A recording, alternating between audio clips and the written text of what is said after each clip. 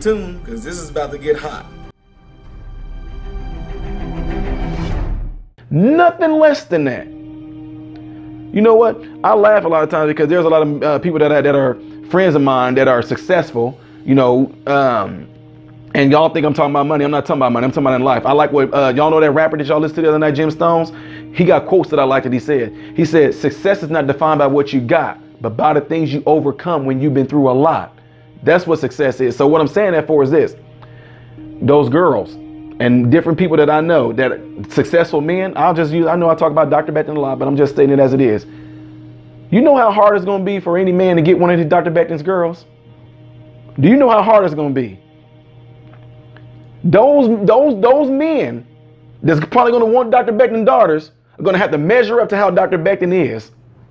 And I'm telling you right now, I can almost guarantee you, Dr. Becton daughters ain't just going to be coming up with no any and everything walking in their house. They're going to measure it up to how they men are. How I am right now with my sons. How I am. They're being shown by me. By me, shown, not just told.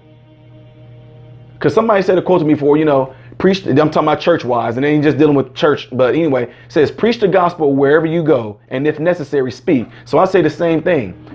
Teach your sons and your daughters everything they need to know, and if necessary, speak. My son's gonna know how to treat a woman based off of how they see me treat their mom. And not only that, guess what? Same thing. Any girls that's gonna wanna be with my sons, they're gonna have some, we talk about these things all the time, me and my children, my sons do, but I don't sit down with my sons. I've never once sat down with my sons and ever said, so son, what kind of woman do you want? I don't do that. They come and they talk. They say things like, when I get married one day, I'm gonna make sure my wife, and all I'm seeing them doing is talking about their mama. And I ain't talking about wanting the mama. I'm talking about the attributes that my wife have, the characteristics that my wife have. My sons is looking for that same thing in a woman. I did not have to teach them that. They see that. Now, again, relationship, guys. Absolute, hands down, 100% relationship. That's the reason why things go wrong. That's the reason why things go right. Things can go wrong. People only do wrong things when they get with a certain group of people because they form a relationship. When they form a relationship to do wrong things, they do wrong things. You form a relationship to be successful and do the right things, you do the right things. Right? Now, let's get back to this whole thing about husband love and why does Christ love the church? Because like I said, this whole message, what I'm talking about is going to come down to a relationship. And in relationship, there is no one better than the other. All right. So, in Ephesians, it says when God gave, I'm talking about Ephesians 5:30. You can read that on your own. But anyway, when God gave Eve to Adam, the first thing, I'm going to tell y'all, I'm not going to be able to quote it. I'm sorry. Let me slow down. Ephesians 5:30, I think it says something like how Christ loves the church and how he gave himself for it. Pretty much the church is his body. Pretty much the church is bone of his bone, flesh of his flesh. It's something like that. I know I'm paraphrasing, but at the same time, what happened in the beginning when God gave Eve to Adam? The first thing Adam said is that this is bone of my bone, flesh of my flesh. And the two became one. When God gave Eve to Adam, the first thing I just said that if a man is married, you know how much he loves himself. A lot of times, okay? If a man is married, you will know how much that man loves himself based off of how he loves his wife. How a man treats himself can be a direct relation to how that man feels about his own self. Wait, I said that wrong. How a man loves and treats his wife can be a direct relation to how that man feels about his own self. I mean, I'm just telling y'all, this is stuff that's been dropped on me. Okay.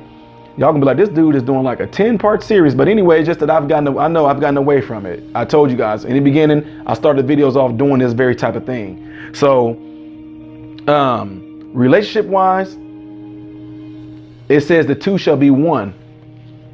Did y'all get that? Adam and Eve. It said the two became one flesh. Can y'all tell me when there's just one, who's the leader? Who's the leader? When there's just one, who's the leader? Y'all say, well, there ain't no leader because there's only one. Okay, so if the two became one flesh, who's the leader? Relationship wise. That's what's being missed here. So people gonna jump and go, oh, see, you just said it. You said that. So then why is it that the man is the head of the one? We ain't talking about when it comes to those things that I already talked about earlier, those spiritual things, that the protection. And we're not talking about that. We're talking in a relationship. In a relationship. The two became one flesh. There is no one that's in charge. You're together. You are together, okay? So relationship wise, it says the two shall be one. When God gave Eve to Adam, Adam said, this is bone of my bone, bone of my bone, flesh of my flesh. And it talks in the Bible how a husband leave his, it says, therefore shall a man leave his father and mother and cleave to his wife, and the two shall become one. One. The two shall become one. Relationship wise, husband and wife is a relationship. Therefore shall a man leave his mother and father and cleave to his wife, and the two shall become one. It's talking about a relationship. Relationship. I hope y'all are getting what I'm saying when I say relationship. We're not talking about when it comes to dealing with things in the church and spiritual realm and nothing like that, about how God said Christ is the head of man is the head of the woman, dealing with other things. But relationship wise, there is nobody that's in charge. Relationship wise, how we relate to each other. My wife can't stand the smell of fried chicken. I love fried chicken and the smell of fried chicken. So now I have a deep fryer. I take it outside and I fry chicken outside. Why? Just as says Christ, love husbands, love your wives as Christ loved the church. I'm loving my wife like Christ loved the church. I take the fryer outside and do that. Not because there's no, oh, look at your wife is telling, get out of here, man. I love my wife enough to where I know she can't stand the smell of fried chicken. She don't like the smell of it in the clothes and nothing like that. When I used to fry it in the house, she shut every door in the house. Can't stand the smells. I can't stand the smell of this fried chicken. I can't stand the smell of it. So guess what? I take it outside. I love my wife enough to know, hey, this is our relationship. It ain't that my wife is, ooh, she got you on that one. That's crazy. Who even teaching people to think like that?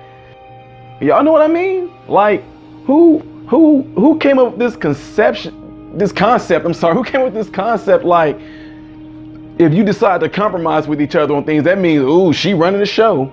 Man, that's just, people need to really sit down and have conversations with each other, what they really need to do. That's why they say communications is the key.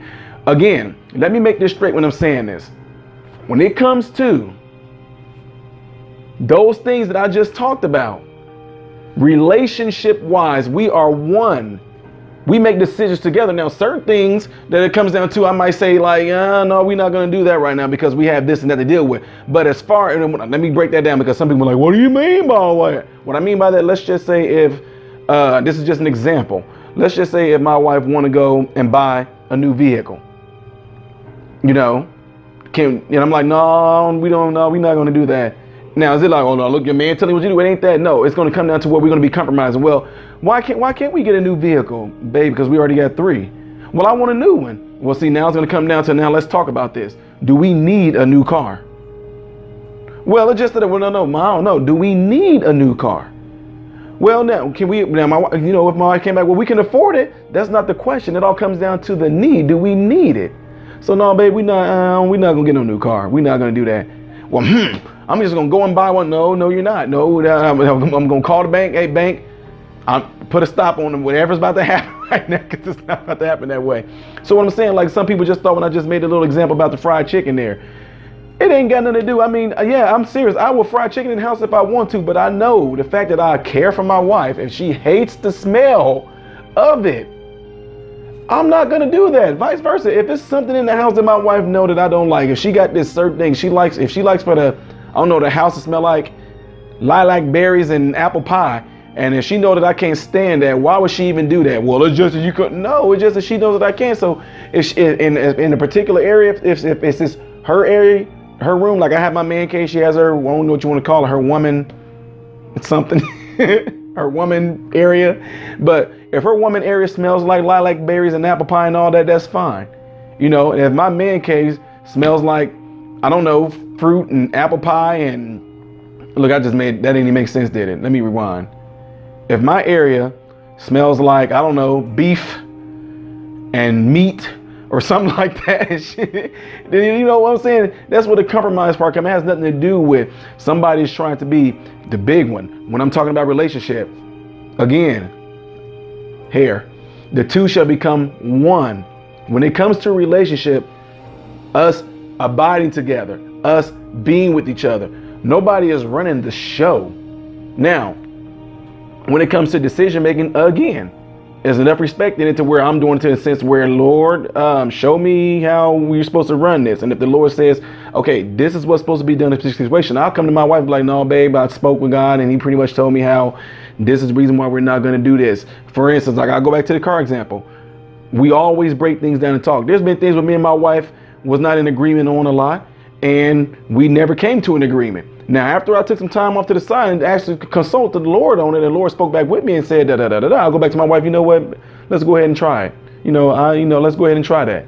And we go ahead and try it, and it turns out that it was okay and it worked and all that. I'm like, well, see, babe, yeah, you were right about that. But at the moment, during the time that we was going, having our differences on it, I wasn't agreeing. She wasn't agreeing.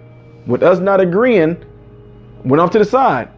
Let me go recap on some things. Come back together. What did we come to? Now, we've done this so much that if we kept on coming to a point where we don't agree on something, then it's just like, well, you know what? We just not going to agree on that one. So we don't even going to bring that up and talk about that issue no more because that's just something we don't agree on. So for instance, if my wife think that baked chicken is better than fried chicken, if we don't agree on that and we never will agree on that, we just leave it at that. Now, I'm not talking about the major things now. I'm not talking about the major situations. I'm talking about simple communication and with things that couples normally go through a normal daily thing. We should go and eat here. Well, you can go and eat there. I don't like that. Well, I figured if I like it, you should like it too. No, you like that. If you like to go eat at Culver's, that's fine. But I'm going to go to Freddy's. You know, if you like to eat over here at Zaxby's, I'm going to go to Chick-fil-A.